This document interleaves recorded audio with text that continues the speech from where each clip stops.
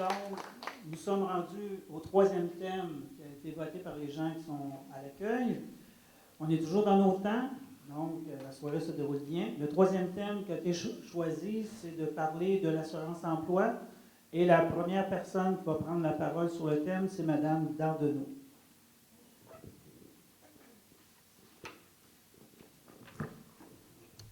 Bon, alors, la première chose sur l'assurance-emploi, évidemment, c'est qu'il faut parler de la réforme que le gouvernement a un peu imposée aux travailleurs à travers le pays, qui a imposé en 2009 avec son projet de loi Omnibus qui touchait énormément de lois sur toutes sortes d'aspects de la vie, dont l'assurance-emploi. Évidemment, pour le gouvernement, ces gouvernements-là qui défendent des intérêts privés, qui défendent les riches au pays, la question des travailleurs, c'est un fardeau pour eux. C'est pas les gens qui, pour eux, c'est pas eux qui créent la richesse, qui font que la société fonctionne. Pour eux, les travailleurs, c'est un fardeau, c'est méprisable, ils sont bons à rien sauf faire ce qu'on leur demande de faire. Et avec ce mépris-là, le gouvernement a fait énormément de changements pour réduire encore plus le nombre de travailleurs à l'assurance-emploi. On dit aujourd'hui qu'il y a seulement 38% des travailleurs qui bénéficient, entre guillemets, de l'assurance-emploi. Il y a beaucoup de travailleurs maintenant qui ne vont plus faire les demandes d'assurance-emploi parce qu'ils ont peur d'être persécutés avec toutes les mesures et les restrictions que le gouvernement a imposées. C'est-à-dire que tu dois accepter un emploi à jusqu'à 100 km de chez toi. C'est très, très difficile, entre autres, pour les travailleurs des régions. Ça affecte les travailleurs qui sont à temps partiel, qui sont saisonniers. Et dans ce sens-là, cette réforme-là est inacceptable, elle doit être annulée. Et le prochain gouvernement qui va être là, c'est à nous de s'assurer que cette réforme-là soit annulée. C'est un enjeu très important dans cette élection, c'est balayé de la part des gros partis parce qu'ils ont d'autres préoccupations que de s'assurer que les gens puissent avoir de quoi vivre et en difficulté aient toutes les ressources pour pouvoir fonctionner en attendant de trouver un autre emploi. Ce n'est pas une question individuelle, c'est une question de responsabilité. Si tu perds ton emploi, c'est qu'un employeur t'a mis dehors et ce n'est pas ta faute à toi. Tu es là, tu as besoin c'est un droit de travailler, d'avoir de quoi faire vivre ta famille. Il me reste juste une minute, mon Dieu, ça va trop vite. Alors, dans ce sens-là, c'est des arrangements modernes et nouveaux aussi qu'il faut mettre sur pied, qu'il faut mettre de l'avant pour qu'on puisse nous-mêmes décider de comment on va rassurer que dans des périodes de difficulté, tout le monde a un revenu assuré pour pouvoir vivre. C'est inacceptable que ça repose, comme en ce moment, sur arrange-toi, débrouille-toi, puis tant pis, puis le gouvernement s'en fout. Il y a des entreprises qui viennent ici, qui volent les emplois, qui prennent énormément d'argent, les fonds publics qui repartent, et les gouvernements les laissent partir, sans même exiger que ces compagnies-là remettent les fonds et que le gouvernement s'assure d'offrir à ces travailleurs-là de quoi être capable de subvenir à leurs besoins jusqu'à la prochaine étape. Il y a une perte énormément Il me reste 10 secondes? C'est opprimant un peu. OK, je vais laisser la place à quelqu'un d'autre, mais c'est toute la question de changer la direction de l'économie qui est toujours à l'ordre du jour, qui est le problème à résoudre. Et dans ce contexte-là, il faut s'ouvrir un espace pour le changement et défaire un peu. C'est une option. Merci. Merci. J'inviterai M. Marchand à prendre la parole. La fois, on se suit à tous les échanges. La caisse d'assurance-emploi. C'est quoi le but d'une caisse d'assurance-emploi? Je pense qu'on peut peut-être commencer par se poser la question parce qu'on a entendu parler de la caisse, encore la caisse, la caisse. Ça sert à quoi une caisse d'assurance-emploi? Ça sert à ce que nous, travailleurs, vous, travailleurs, à ce qu'on puisse tous, en cas de coup dur, s'occuper de notre famille, s'occuper de ceux dont on est proche, s'occuper de nos obligations sans stress. Pouvoir s'acquitter de nos factures, de nos obligations, le temps de se replacer convenablement. Et je pense qu'à travers les années, on a vu cette caisse-là non seulement être pillée, mais aussi servir de moins en moins à ce qu'elle est fondamentalement. Une caisse qui doit servir à tous les travailleurs. Une assurance, c'est fait pour tout le monde qui y cotise. Et récemment, on a eu une commission qui s'est penchée sur la question de l'assurance-emploi. Cette commission-là s'appelle la commission Duceppe, de Gilles Duceppe, le chef du bloc. Ça donne bien, celui qui a émis les recommandations est maintenant le chef d'un grand parti qui a tout à fait les moyens de redevenir fort au Québec. Et conséquemment, le Bloc a des propositions très claires par rapport à la Caisse d'assurance-emploi. D'abord, mentionnons qu'il est nécessaire d'endosser les prestations. Les prestations, pardon. En ce moment, ce qu'on reçoit est nettement insuffisant pour réussir à rester confortable et justement ne pas subir le stress de devoir se retrouver un emploi rapidement. On veut aussi que le nombre d'heures requises avant d'avoir accès à l'assurance soit réduit et le délai de carence qui soit réduit à 1 semaine. Donc, vous savez que si jamais vous avez accès à l'assurance, vous allez devoir attendre 2 semaines sans salaire avant d'avoir accès à quelque chose. Donc, non seulement on vous donne un montant qui est insuffisant, mais on attend 2 semaines avant de vous le donner. Si votre salaire était moindrement bas, c'est très difficile d'arriver pendant ces 2 semaines-là. C'est un stress qui est supplémentaire. Par contre, il y a un élément qui est crucial, et c'est de rendre cette caisse-là autonome. Dans les dernières années, les gouvernements successifs, qu'ils soient conservateurs ou libéraux, ont pigé 57 milliards dans la caisse d'assurance-emploi, dans les poches des travailleurs. Et pendant ce temps-là, on n'a même pas un travailleur sur 2 qui a accès à la caisse. Imaginez si vous alliez faire assurer votre maison et qu'on vous disait, au moment de faire votre réclamation, on fait pile ou face, puis vous avez une chance sur 2 qu'on vous repaye. Ça n'a aucun sens. C'est pas ça, une assurance. Une assurance, c'est pour tous ceux qui y cotisent. Mais pourtant, en ce moment, c'est pas comme ça que ça se passe. Et ce que le Bloc québécois propose, c'est d'en faire une assurance autonome la première année, tout de suite.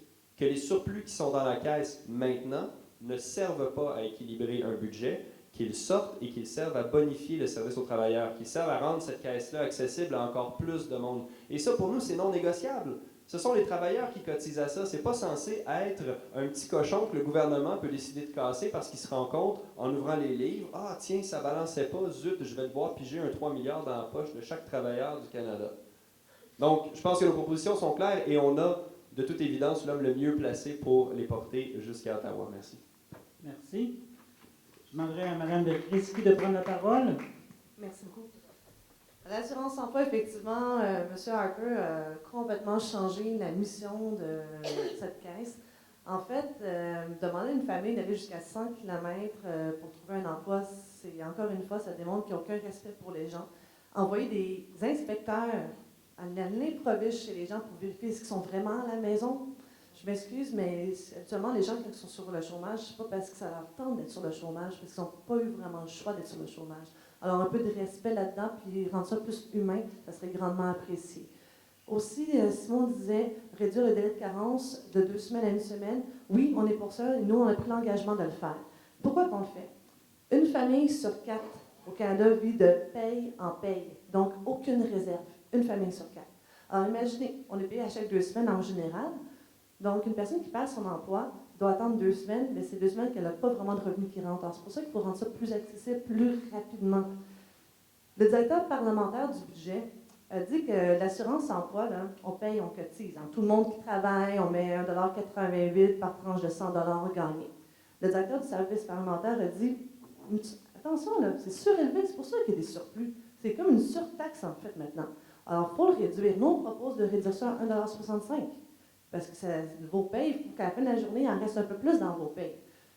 Mais l'assurance-emploi, il faut la rendre plus accessible. Quand les gens tombent sur le chômage, à ce moment-là, il faut que ce soit plus accessible. Premièrement, c'est vrai que c'est justement 38 %, c'est pas normal. Il faut s'assurer aussi que le délai, en ce moment, M. Harper l'a monté à 960 heures, ça n'a pas de bon sens, on veut ramener ça à ce que c'était. On veut aussi ajouter de la formation, 500 millions de dollars pour que les gens aient de la formation. Ça arrive que les gens perdent leurs emplois, mais malheureusement, où est-ce qu'ils étaient, ils essaient de trouver un nouvel emploi, ils ont besoin d'une petite formation pour peut-être avoir un nouvel emploi dans un nouveau secteur d'activité. Alors, il faut les accompagner là-dedans. Aussi, on a vu de plus en plus d'aidants naturels, des gens qu'un membre de leur famille tombe malade gravement et ne peuvent plus continuer dans leur emploi parce qu'ils doivent s'occuper temporairement avec leur membre de la famille qui a besoin d'aide à ce moment-là. Nous, on veut à ce moment-là donner 6 mois de façon continue ou discontinue. Si quelqu'un, par exemple, doit accompagner son époux qui a un cancer, à ce moment-là, cette personne pourra prendre jusqu'à 6 mois sur l'assurance-emploi pour être à côté. Puis c'est une réalité de plus en plus vécue chez les gens, des aidants naturels. Alors, c'est sûr qu'on veut mettre de l'argent là-dedans et aider les gens à supporter des situations qui sont très, très difficiles. L'assurance-emploi, il faut vraiment se tenir très, très loin de ce que M. Harper a fait et revenir à ce que c'était et le bonifier, le rendre plus accessible afin de s'assurer que sa mission première est respectée. Merci. Merci. J'inviterai Mme Breton-Fontaine à prendre la parole.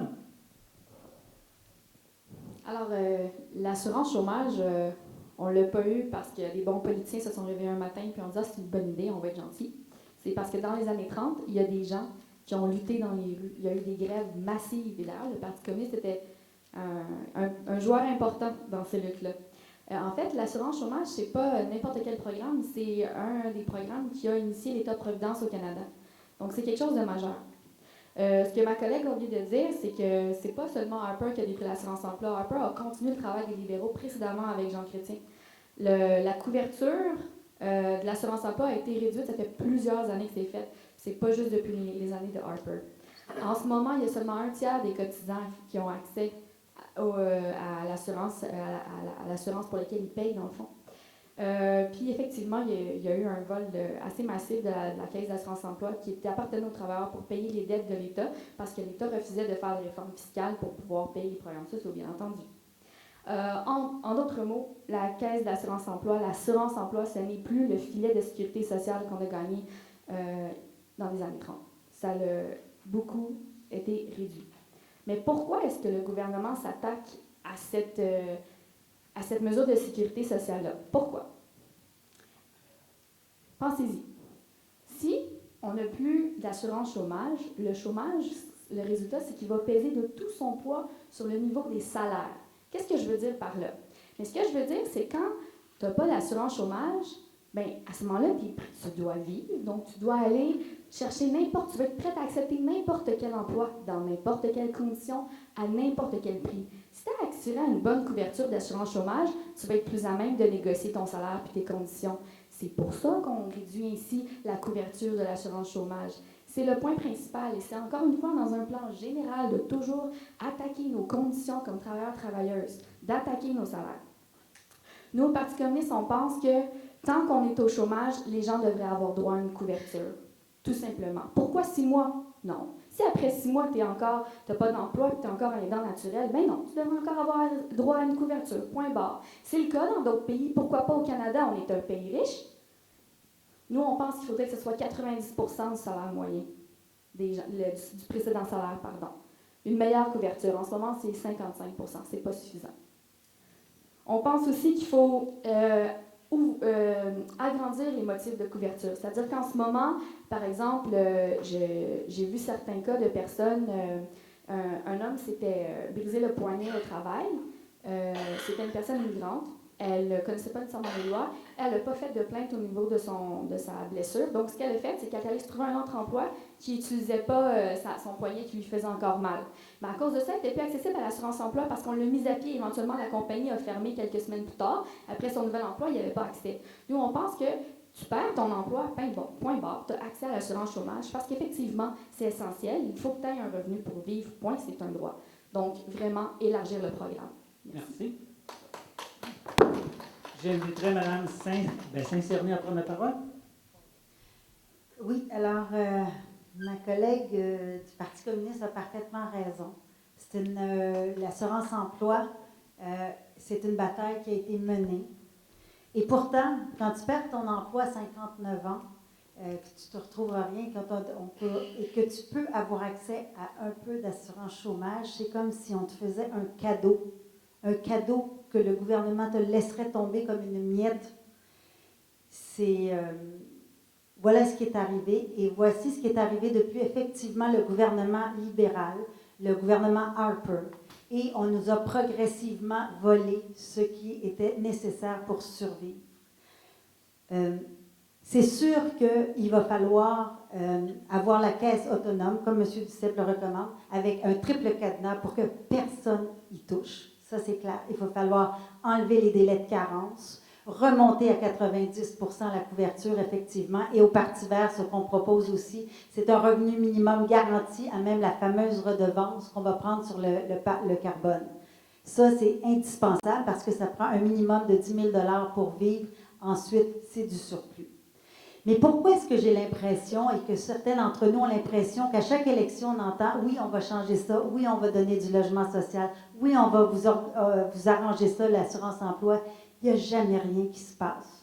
Est-ce qu'on s'est amélioré depuis les 20 dernières années? Absolument pas. Alors là, je lance un appel à mes collègues qui vont être élus députés, que ce soit du Parti libéral, NPD, probablement Bloc aussi, et certainement, on va avoir quelques Verts aussi. Il faut qu'à l'intérieur d'1 an, Il faut que, pour qu'on continue de croire à cette politique, à cette élection, à ce système, il faut qu'à l'intérieur d'un an, les partis poussent sur les autres. Il va falloir pousser sur les libéraux, il va falloir pousser sur les conservateurs s'ils sont là, mais qu'on s'unisse et qu'à l'intérieur d'un an, vous ayez des résultats dans vos poches où vous allez retrouver ce pourquoi vous avez travaillé toute votre vie. Merci. J'inviterai Mme Boutin-Souhait à prendre la parole. Oui, merci. Vous avez pas mal entendu parler de la dernière réforme des conservateurs et ce que ça a donné. 3-4 personnes sur 10, 3-4 chômeurs sur 10 qui ont accès à l'assurance chômage, assurance emploi. Puis il y a toute une catégorie de personnes, les gens qui travaillent, qui demandent l'assurance emploi plus souvent, par exemple les travailleurs saisonniers, qui risquent d'avoir accepté une baisse de salaire jusqu'à 30% de leur salaire précédent. Donc, nous autres, au NPD, on s'est beaucoup mobilisés contre cette très mauvaise réforme et on a l'intention de l'annuler. On propose des changements aussi pour améliorer l'accessibilité et les prestations. Alors, je vous donne quelques exemples. On veut réduire le nombre d'heures travaillées à 360 d'un bout à l'autre du pays, n'importe quelle région, et compter sur les 12 meilleures semaines. On veut annuler cette obligation-là d'accepter 30% de baisse de salaire, comme je vous parlais tout à l'heure, parce que ça nuit à des gens, comme par exemple des chauffeurs d'autobus scolaires qui travaillent juste une partie de l'année. On veut qu'il y ait 500 millions de plus aux provinces pour la formation. On veut des congés parentaux plus longs et des meilleures prestations pour les proches aidants. L'argent de la Caisse sera seulement utilisé pour l'aide aux chômeurs et aux chômeuses. Ça va être une caisse indépendante et autonome. On veut d'ailleurs dépolitiser cette caisse-là en nommant un CA qui va être indépendant pour s'assurer que la caisse ne sera plus jamais pillée pour payer les dépenses générales du gouvernement.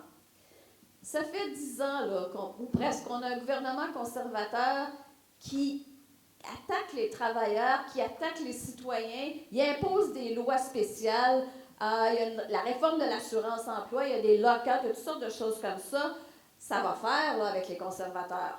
Le NPD s'est tenu debout tout au long pour protéger les travailleurs. Donc, nous, on va annuler la réforme, on va dépolitiser la Caisse. Ça prend un gouvernement fédéral qui va enfin protéger et défendre les citoyens plutôt que de les attaquer. Ça fait assez longtemps qu'ils sont là.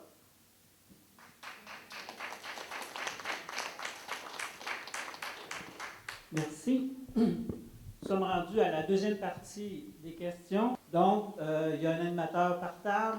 Il y a 15 minutes pour écrire une question. Vous devez nommer une personne qui va lire la question à votre nom, qui sera, après ça, posée au candidat.